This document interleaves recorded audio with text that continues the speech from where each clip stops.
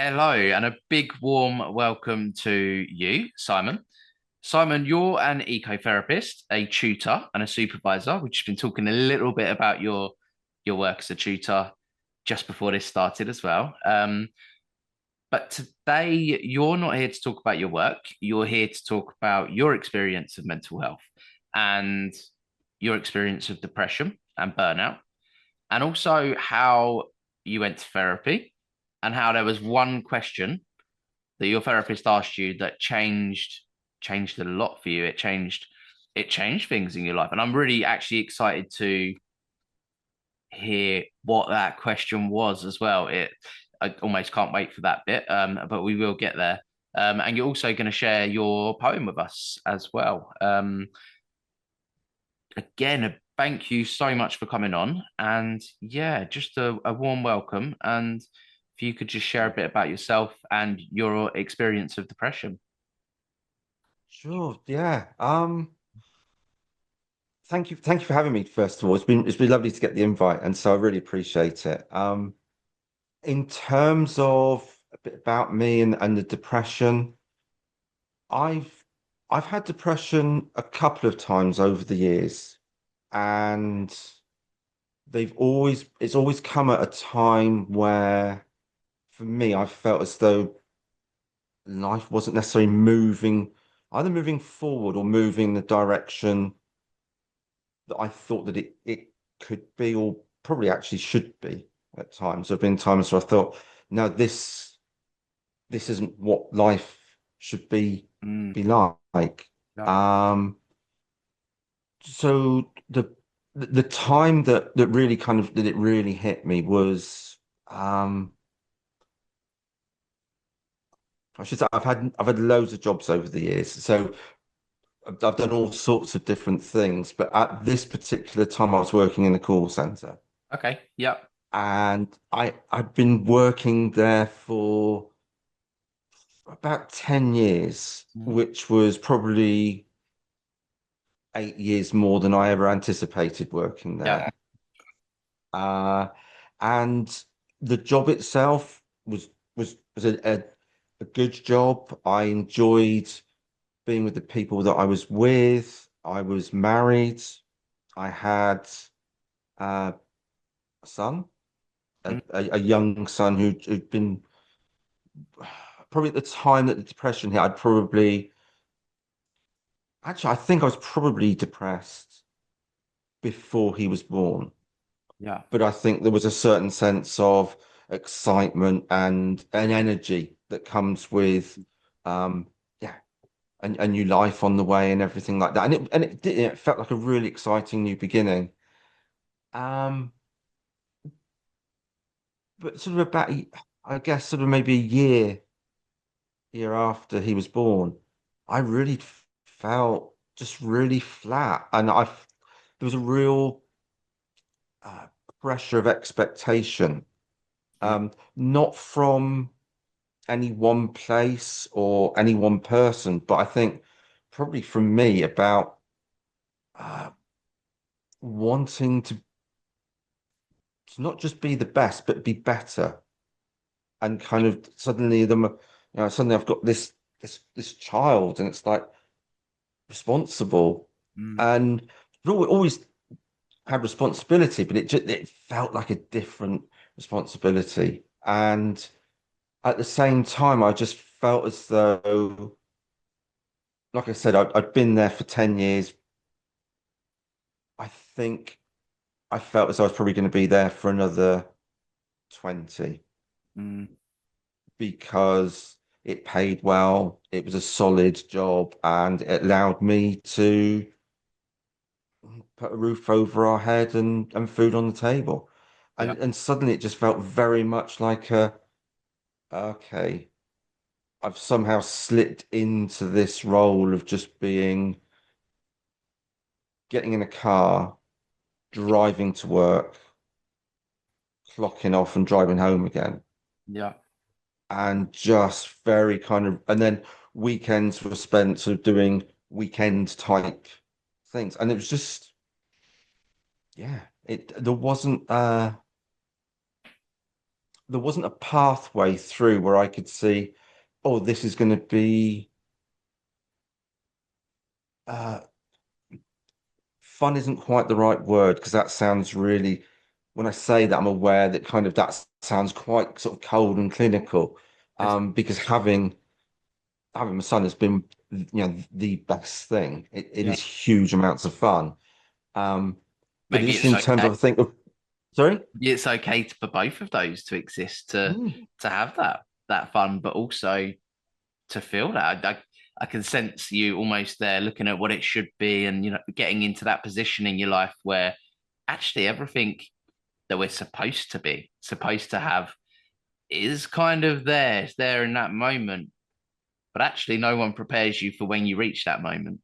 And it's really important for men to come on and to share that actually when you have kids, quite a lot happens for you as well. And it feels really brave for you to share that actually there can be some sadness, some loss of yourself that comes with that as well.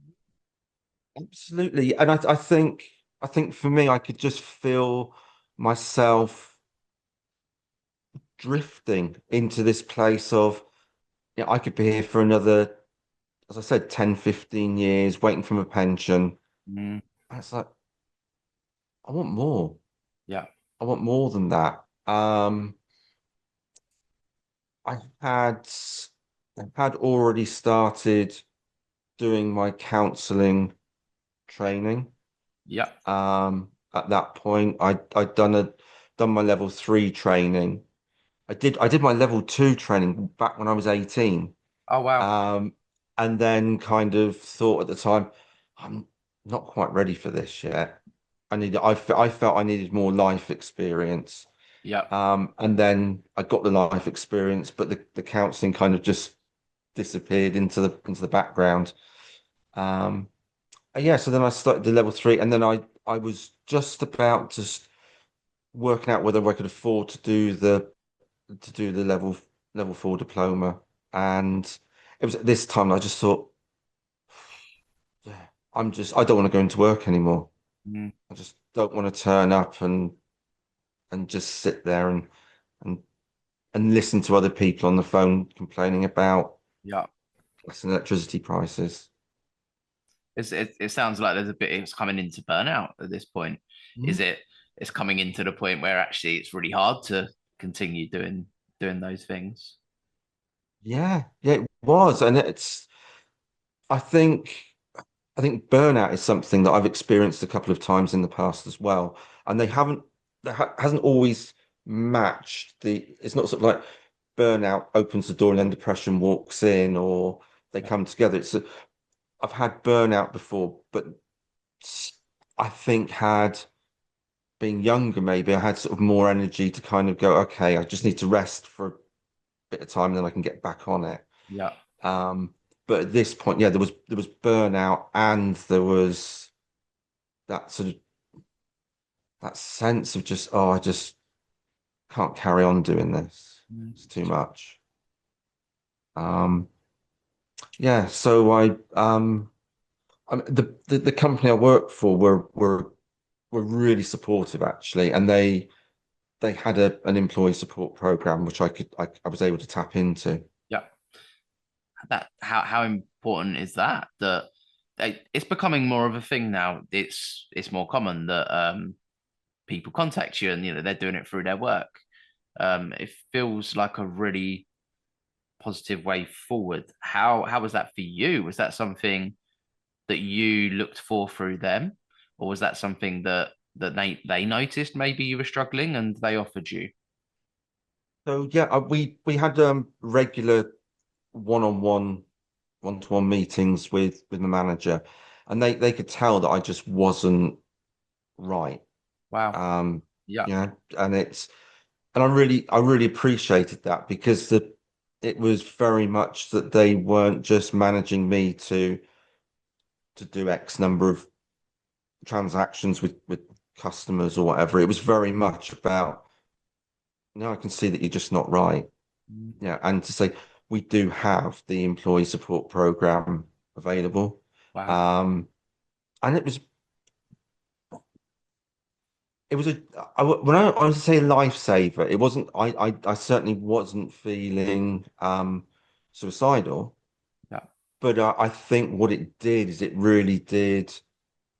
I think it saved my life in terms of actually just shifting something, just having a space where I could go and just be me, not a dad, not a husband, not an employee, Mm. just be me.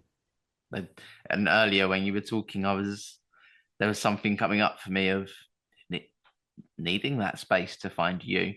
Everything became very samey for you. So, go to work, come back, be dad, go to work, come back, be dad. Even the weekends kind of drifted into that for you a little bit. And I know before we started this that you spoke about there being one question that your therapist Mm. asked you, and yeah, I'm really interested if you don't mind sharing to hear Not what at all, no. So we had 3 sessions together because that was what the company could have right. were paying for. And so the first session was very much a tsunami of just kind of me kind of going, blah. Yeah. And then the second session, they said, my therapist said, would you like to do sand tray? Hmm. I was like, yeah, I'd love to. Love, and it was I got some different objects from all over the room that they had on shelves and things. And one of the pieces I picked up was a little brass statue of a bird. Okay. And I put it on the edge of the sand tray. And I sort of just popped it there and then was fiddling around, putting all the different characters that were different people in my life and different sort of I had a character for me and one for my wife and my mum and my dad and just popped everything in. And the therapist just said, what's with the bird? Hmm. And I kind of said, oh, I've just put it there because I like birds and I just popped it there. Went back to kind of doing what I thought was the therapy bit of kind of saying, this is how we all connect with one another. And then they just get, but what is the bird? Mm. Mm. And it was it was I even now thinking about it, I can feel the emotion of just the realization that the bird was my connection with nature. As a kid, I'd loved bird watching. I'd loved being outside. Um, and now suddenly I'm in a box, like I said, driving to a big box to do work, and then in another box driving back, Yeah. and just being in a box as well, and being very ticking various boxes. And it was like, oh, this is what I need. I need to reconnect with nature. Mm. That's amazing to hear. Almost got the image in my mind of the little boy you just looking out the window and knowing what's out there and kind of wanting to reach that, but not even knowing it's interesting that it was on the edge and it was almost one of your edges. Yeah, absolutely. Yeah, it was there and it was looking in, but Mm. I was ignoring it. And yeah, I looking out the window. Even now, as I'm talking to behind the screen, I've got a window that looks out over a garden and some trees behind, and it's like all the time as I'm sat here every day, I look out and that's even if I can't get outside very much, that's my connection. That's my window to nature, and then with my work, yeah, the majority of my work is outside now, which Wow. is great. Yeah. For me, it's the nervous system's coming into that.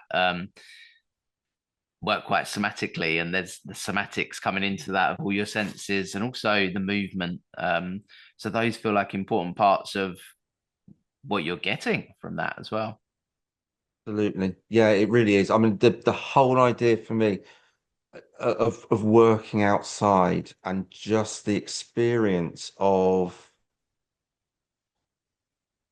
the weather, the bird song, the sound of water, the idea that if a client wants to, we can go and stand in the water. We can hug a tree if that's what, which is often I think is what people think of kind of some of the sort of more uh, external therapies. It's all kind of like tree huggy kind of stuff. But Yeah.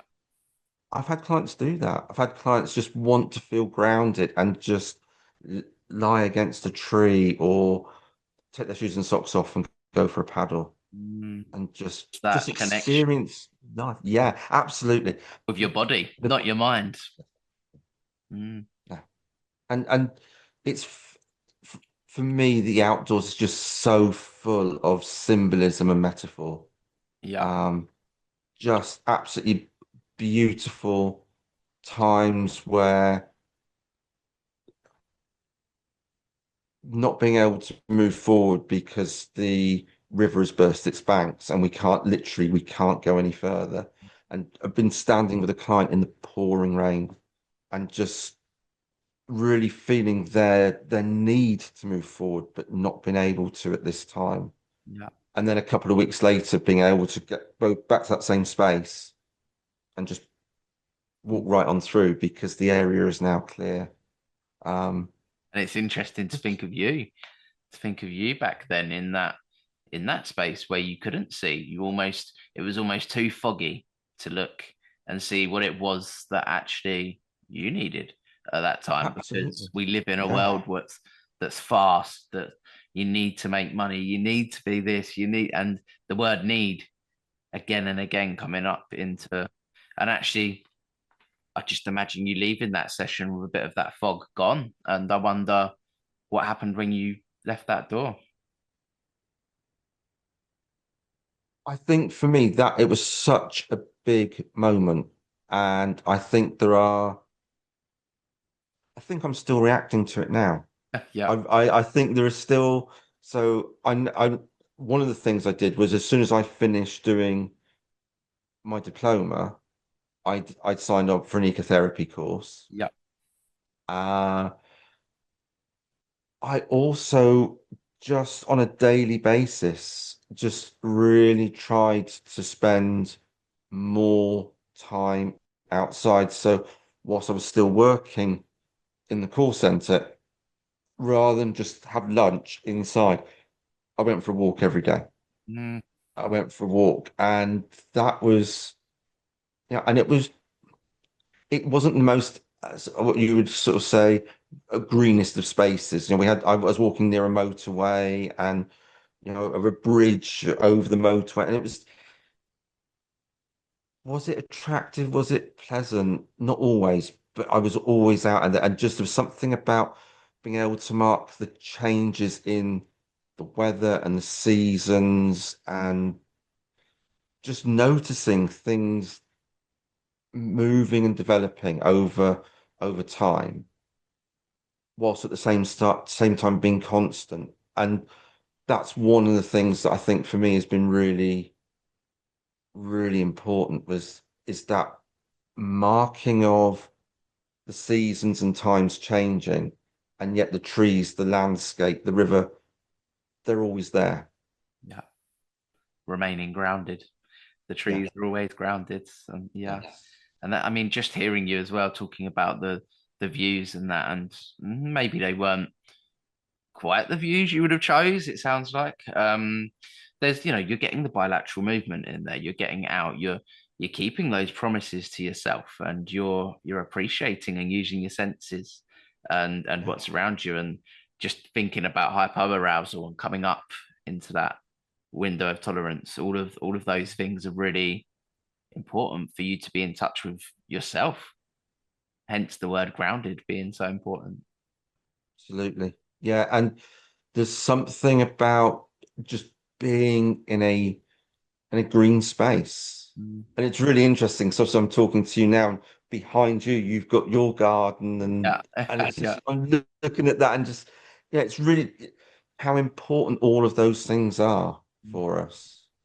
that Yeah. we've got that connection. And I remember reading somewhere that one of the things that we do when we get a house is we bring house plants in, or we bring pictures of mountains or lakes, or Mm.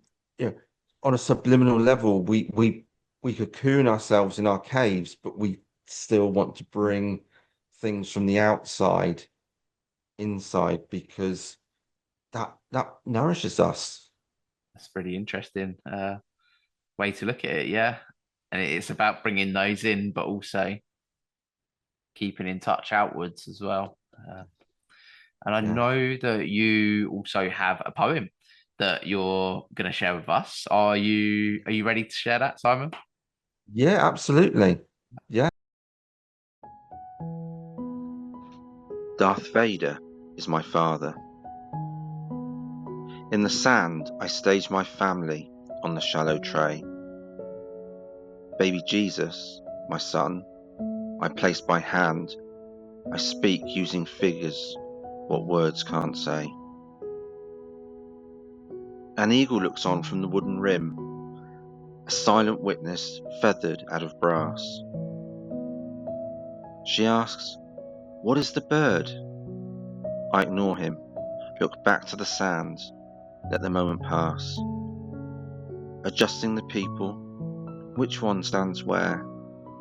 Again, she invites me, "What is the bird?"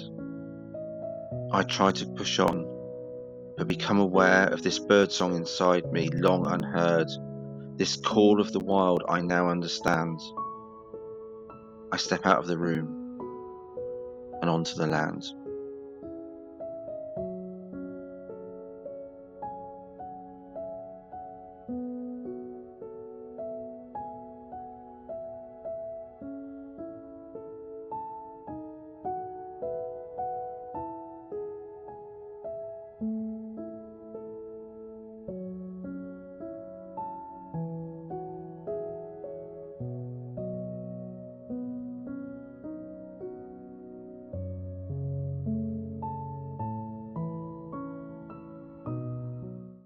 Thank you for watching. Seriously, it means the world to me and our guests that you took the time to watch. Don't forget to hit that subscribe button because it really does help the channel to grow. And equally, you won't miss what's coming next if you do that. The aim of this channel and what me and the guests are trying to do is we're trying to inspire, and we're also trying to give other people a sense of belonging. And at the very least, we're trying to make other people feel seen and heard.